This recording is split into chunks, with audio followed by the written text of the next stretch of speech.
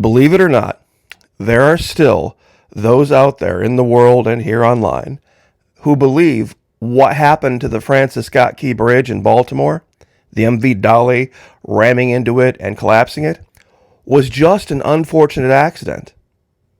Now, a lot of these people try to pass themselves off as rational, intellectual, educated types that aren't given to every whim and conspiracy theory that comes out.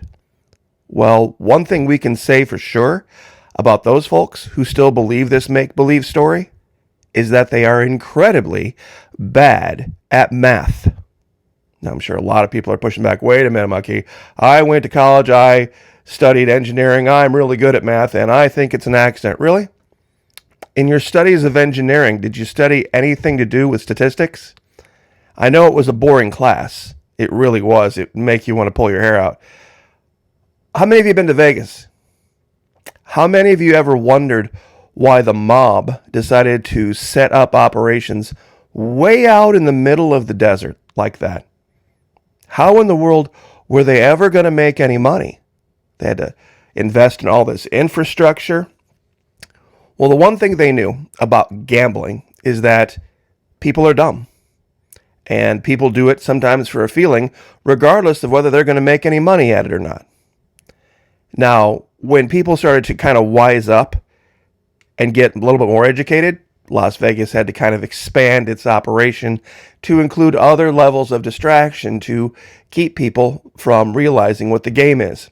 In fact, there was a man named Frederick Hoyle who said, talking about life cannot have had a random beginning. The trouble is that there are about 2,000 enzymes, and the chance of obtaining them all in a random trial is only 1 part in 10 to the 40,000th power. For those of you that want to know, that's a 1 with 40,000 zeros after it. An outrageously small probability that could not be faced even if the whole universe consisted of organic soup. He also went on to say that we must now admit to ourselves the probability of life arising by chance by evolution is the same probability of throwing 6 in dice 5 million consecutive times. I'm sure a lot are like, Floric, Maki, wait a minute. Great, we understand this. What does it have to do with the collision? They said they lost power and they did everything they could and it was just, oh no, wham. Nobody's asking the question. Nobody wants to ask the uncomfortable question. Some have said I've tried to manipulate my audience by speeding up the video. I'm actually revealing the truth by speeding this video up. It shows you something. What do you think the odds are that you could predict when a cargo ship, any one random one, was going to have a power failure? Just pick the day, not the location. What do you think the chances of that are? Not only did you get the ability to pick when it happened, you picked where it would happen. You picked the exact ship, then you picked when, and then you picked where, and then you also picked the exact spot to put your camera where it would show the ship directly sailing toward it and clobbering the bridge. There are guys out in Vegas right now that are rolling on the floor laughing, saying that somebody did this by chance. Somebody set up a camera in Baltimore on that night, at that time, at that night, to capture a perfect, pretty, pristine image of the exact event. Do you know what the odds of this are? They are so astronomically small that not only would the ship lose power, the ship would then, what appears to regain power. See how it's drifting? Watch the tail. See how it's drifting? It's like a car drifting. All of a sudden, when it's lined up with the piling of the bridge, the drift stops. And it starts to spin the other way. Even if you were trying to do this, to do it this way, would be an insanely difficult maneuver unless you had planned it. Unless you knew exactly what you were doing. This is insane. It's ludicrous that anyone could possibly think not only that it would occur by accident, but that there would be somebody who just, golly, got so lucky that whoever it was should be playing the lottery every single day for the rest of their life. They picked the time of day. They picked the exact location, the ship, and the exact correct angle. How did they know it wasn't going to be this piling over here to the right that they were going to hit? The one, let's see if I can move the camera real quick. See, there's another piling. How did they know it was going to hit this piling? What were they filming, for God's sakes? What was the point of them even being there? Who remembers the line way back from Top Gun? Remember when Tom Cruise was bragging about how he knew more about the intelligence on the MiG than the Kelly McGillis character did? And how the data on the MiG was wrong, and he said that he was inverted with one, and they were in a negative G dive. And the first thing she looked at him, she said, "What were you doing there? What were you doing there?" Does anybody have an explanation for this? It's odds. The odds on this happening are so astronomically small as to be dismissed. It's ridiculous. Now, 6 minutes in, normally I get to this a little bit quicker, but this is battlefield of the mind stuff. If you would like to be able to have the ability to do a hard factory reset on the brain, so to speak, so that this stuff doesn't go by you, join us at the Florida Maquis Patreon channel. A lot of folks have. It's taken a lot of folks, and I get this message all the time, multiple times from lots of folks. Florida Maquis, when I first saw you talk about your Patreon, I thought you were crazy. I thought you were this nut job, just trying to make a buck. But then I watched one, and then I watched another one. And then I realized I was missing something, that I was really using my emotions to make judgments when I should have been using my brain. And then I studied the 24 cognitive biases, the 24 logical fallacies that affect every human being on the planet, no matter who you are. And then when you learn them, and then you go back and you look at things, you see the world through an entirely different lens.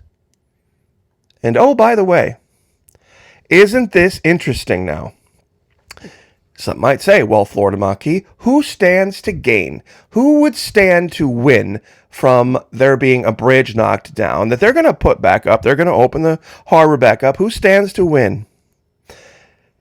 Immediately, civil rights groups call for a collapsed Baltimore Bridge, named after Francis Scott Key, the guy who wrote the Star-Spangled Banner. How many have noticed, by the way, the Star-Spangled Banner, we now, at all these major events, we have to sing 2 national anthems. And if we only sing the one, then a certain group of people decide they want to walk out, they want to take their toys and leave. Call for collapsed Baltimore Bridge to be renamed when it's rebuilt, because legacy of national anthem author Francis Scott Key is clouded with, you ready for this? Racism accusations. See, you no longer have the right to defend yourself. All you need is to be accused of. Somebody point the finger and say, they might be, or they could have been, or we're going to judge somebody who lived hundreds of years ago by our modern standard of what we think right and wrong is, of what we think good and bad is. We're going to judge them, and we're going to then try to erase them. Key Bridge name should change, civil rights group says. It didn't take them long, did it? Didn't take them long to give you the exact reason why they did what they did. A lot of people don't want to face the truth of who really wants the destruction of America. A lot of people want to point fingers at their favorite groups. But, you see, you should probably look at who you're not allowed to criticize. And that's who rules over you. And you should hear the ridiculous the basis of the ridiculous accusation against Francis Scott Key. Francis Scott Key was a lawyer that actually lobbied to free slaves, but Here was the problem. He did this and he was incredibly successful at it. But what he noticed was that some of those who had spent their life in indentured servitude, when given complete and unbridled liberty to do whatever the hell they wanted to do with no education, with no constraints, destroyed their lives. And that was his regret.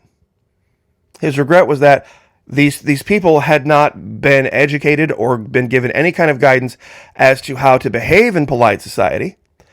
And so they went out and took advantage of everything that society had to offer and ended up destroying their lives. Now, some might say, wait, what are you saying? See, the mob knew this. That's why I started here. Imagine a kid right out of high school. Forget high school. Imagine a kid that had never gone to high school. Never been any kind of a social setting where there were rules that you just had to know. And you turned them loose in Vegas with no moral guidance whatsoever and just a bunch of money, where they could just walk into any liquor store, buy whatever they want, anybody on the street selling whatever substance, just no limit. What do you think would happen? What do we know happens to a lot of people who are educated, who have been, raised their entire lives in a civilized society, knowing right from wrong? They go there anyway and destroy their lives, don't they? A lot of these places have had to put all sorts of stops in place and counseling and education services for gambling addictions and all sorts of other addictions. You see, but back in, the 50s and 60s, when you were basically responsible for you, it was what it was. So I'd like somebody to answer, especially you intellectuals out there that think you're so high and mighty. You folks that studied engineering and the ones who you are, the ones that YouTube is promoting. There's another channel out there that's talking about this. What's going on with shipping? I believe the name of the channel is. And in yesterday, in 5 hours, got more views talking about the same topic. Got more views than I get. You ready for this? More views than I get in a month. They got in 5 hours. Because they were talking in a rational tone, and they weren't looking at things through any kind of a conspiracy.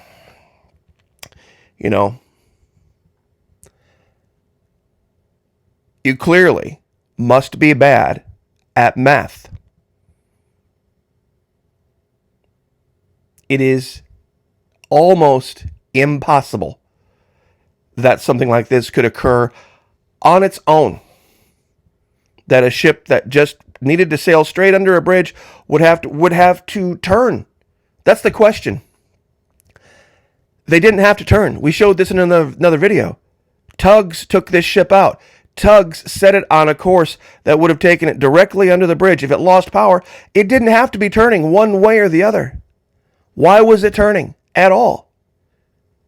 But that somebody would have a camera, but that somebody would randomly have a camera set up in the perfect position and, oh, by the way, at the perfect exposure to show this. Getting video footage like this at night is not easy. You would have to know a little bit how to kind of tweak it so that the lights in the background didn't completely glare out your lens, or that it wasn't so dark that you couldn't see anything. This is perfect. Whoever did this, knew exactly where and when to be. Because this isn't time-lapse footage. See, nobody just set a camera out there and said, well, we're going to leave it out there for a month or 2 months or a week or whatever, and we'll come back and see what we capture. This wasn't time-lapse footage. This was set out that night. So I will leave it there. Like I said, I know statistics was a boring class, but pay attention. The chances of this are right up there with life having evolved all on its own. So, if you'd like to join us, we'd love to have you.